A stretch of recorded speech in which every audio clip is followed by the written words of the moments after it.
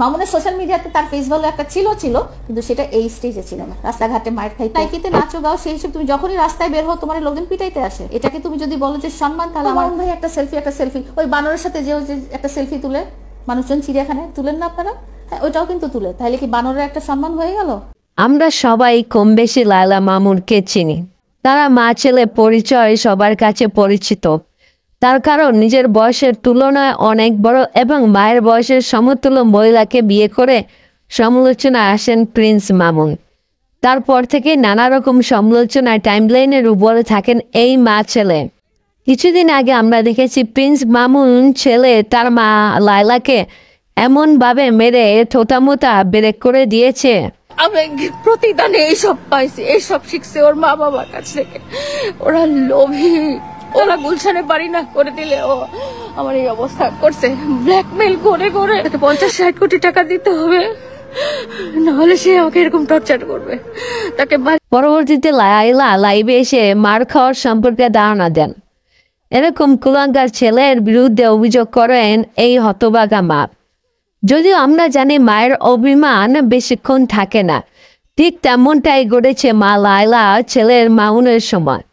তারা দুজনে আবার এক হয়ে যায়, কিন্তু বর্তমানে যতটুকু জানা গেছে তাদের নাকি আবার ডিভোর্স হয়ে গেছে। প্রিন্স মামুন লায়লাকে ডিভোর্স দিয়ে চলে গেছে। তারপর থেকে আবারও সমালোচনা আসেন এই মা ছেলের সম্পর্ক লায়লা ও মামুন। কিন্তু মামুনের সম্পর্কে এমন এক তথ্য বিস্ফোরণ দিয়েছে লায়লা, যেটা করে মামুনের জীবনে কাল নেমে এসেছে আর সোশ্যাল মিডিয়াতে তোলপাড় সৃষ্টি করেছে। কি এমন তথ্য বিস্ফোরণ করার কারণে মামুনের জীবনে কাল নেমে এসেছে, আর সেটা জানতে হলে সম্পূর্ণ ভিডিওটি না টেনে দেখারও অনুরোধ রইল।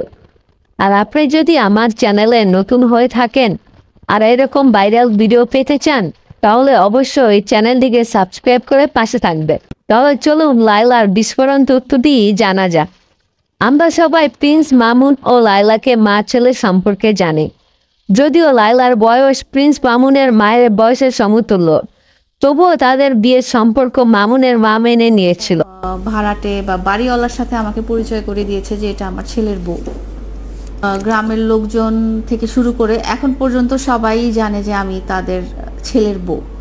কিন্তু যখন মিডিয়ার সামনে আসে বা নিজেদের মধ্যে কথা হয়, তখন এই জিনিসটা ওনারা অ্যাডমিট করতে চান না। কিন্তু এখন তাদের সম্পর্কে আবার ফাটল ধরেছে। যতটুকু জানতে পেরেছি, লায়লাকে ডিভোর্স দিয়ে মামুন তার মায়ের কাছে চলে গিয়েছে। আর এর মধ্যেই লায়লা মামুনের সম্পর্কে সকল গোপনীয় তথ্য ফাঁস করে দিয়েছে। তিনি বলেছেন, মামুন এ পর্যন্ত এসেছে শুধু আমারই কারণে। আর মামুনকে বস্তি হিসেবে আখ্যায়িত করে তিনি আরো বলেন, মামুন একজন বস্তি, আর সে বস্তিতে নাচানাচি করতো এবং লাইকিতে ভিডিও করতো। সেখান থেকে মামুনকে আমি এখানে এনেছি। আমার কারণে মামুন এখন আলোচনায়।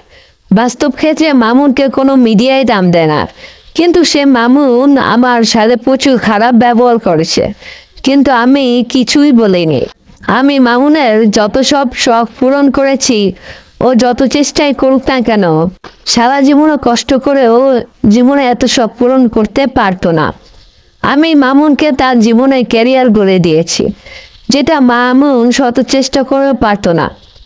লায়লার এরকম মন্তব্যের কারণে মামুনের ক্যারিয়ার আবারও সেই বস্তির জীবনে নিয়ে গেছে।